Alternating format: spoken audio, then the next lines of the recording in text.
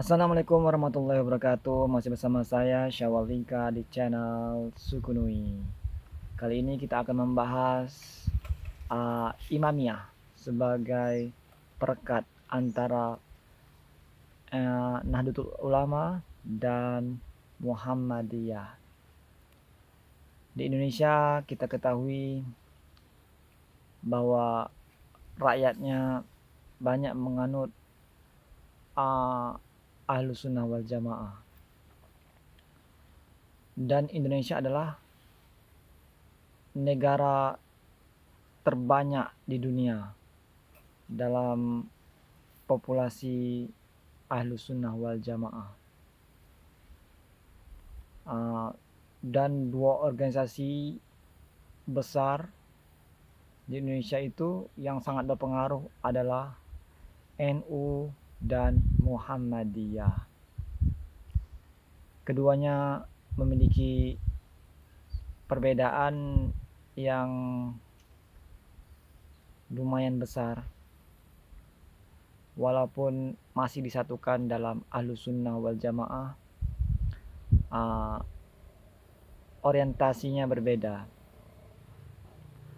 NU lebih ke tradisionalis, sedangkan Muhammadiyah lebih ke modernis. Kedua organisasi ini telah memberi kontribusi nyata bagi keberagamaan di Indonesia dalam hal politik, budaya, sejarah, dan lain-lain, ekonomi, dan lain-lain. Dan pengaruhnya sangat nyata di Indonesia. Namun mereka sering berbenturan antara kaum modernis atau disebut kaum muda dan kaum tua atau tradisionalis. Di sini kita ingin menampilkan bahwa Imamiyah itu adalah perekat bagi jurang pemisah ini antara dua kutub yang berbeda ini. Perlu ketahui bahwa Imamiyah merupakan dakwah para pendakwah pertama di Indonesia dengan berdirinya dulu Kesultanan Perla di Aceh. Walaupun jumlahnya kecil, namun tetap ada penganutnya, dan penganut Imamiyah merasa tidak ada pertentangan antara NU dan Muhammadiyah, karena di dalam NU Muhammadiyah itu terletak irisan-irisan yang bisa dimengerti oleh Imamiyah, irisan-irisan yang dekat dengan Imamiyah. Contohnya dalam tradisi NU, dalam organisasi NU, kedekatan antara NU dengan Muhammadiyah itu terletak pada tradisinya. Sedangkan Gus Dur sendiri pernah mengatakan bahwa NU itu adalah Syiah minus Imamah, sedangkan Syiah itu adalah NU plus Imamah. Jadi Imamiyah ini dikenal nama lainnya adalah Syiah atau Ahlul Bait, mazhab Ahlul Bait. Sangat dekat. Secara tradisi NU itu tahlil atau haul atau tabaruk, tawasul, maulid itu sangat dekat dengan Imamiyah. Tradisi taklid mereka itu dekat dengan Imamiyah. Namun tidak semuanya kita sama. Di satu sisi kita dekat juga dengan Muhammadiyah. Seperti dalam tajdid, pembaharuan, mereka mengatakan mengatakan pintu ijtihad masih terbuka, sama seperti imamnya mengatakan pintu ijtihad masih terbuka, dan kita lebih ke rasionalitas, dan orang-orang imamnya lebih modern. Begitu juga Muhammadiyah, mereka modern. Contohnya di Iran, ulama-ulama mengendalikan pemerintahan, mereka teknologi berkembang, nuklir, kedokteran, dan lain sebagainya. Jadi maju. Jadi kita tajdid di Muhammadiyah ini sangat dekat dengan imamnya. Tradisi berpikir mereka yang rasionalitas itu dekat dengan imamnya. Satu lagi, dalam tradisi kemurnian, karena Muhammadiyah menekankan tentang pemurnian dari hal-hal bid'ah, hal-hal itu ada juga di imamnya, irisannya, kemiripannya. Itu terletak pada penekanan pada wilayah,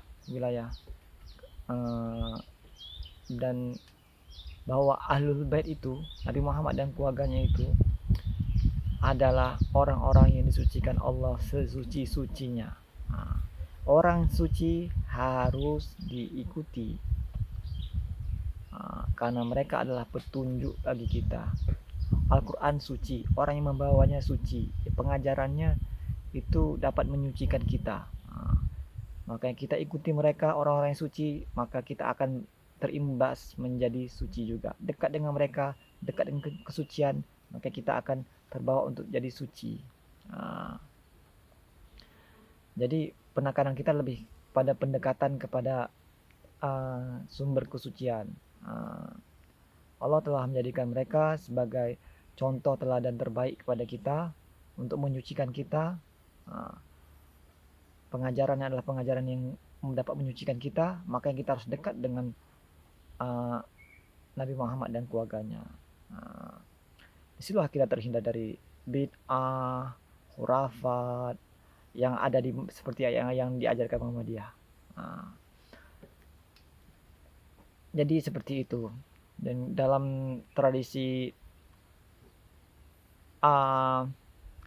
tasawuf lebih dekat dengan NU, yang dalam imamnya disebut irfan. Percampuran antara tasawuf NU dengan Muhammadiyah itulah kita ada di tengah-tengah, menghasilkan imamnya. Seperti itulah. Karena NU lebih kepada jalan yang tarekat yang banyak itu, mereka bertasawuf dengan melalui tarekat-tarekat. Sedangkan Muhammadiyah tidak. Mereka tasawuf modern. Mereka mengembangkan tasawuf modern. Jenis tasawuf yang tidak mengikuti ulama-ulama, hanya Al-Quran dan Sunnah saja. Kalau imamnya, kita mengikuti hanya apa yang diwasiatkan oleh Nabi, yaitu Al-Quran dan Itrah. Al-Quran yang dipraktekkan oleh Nabi Muhammad dan keluarganya dalam kehidupan sehari-hari, itulah yang kita praktekkan, itulah kita contohi mereka.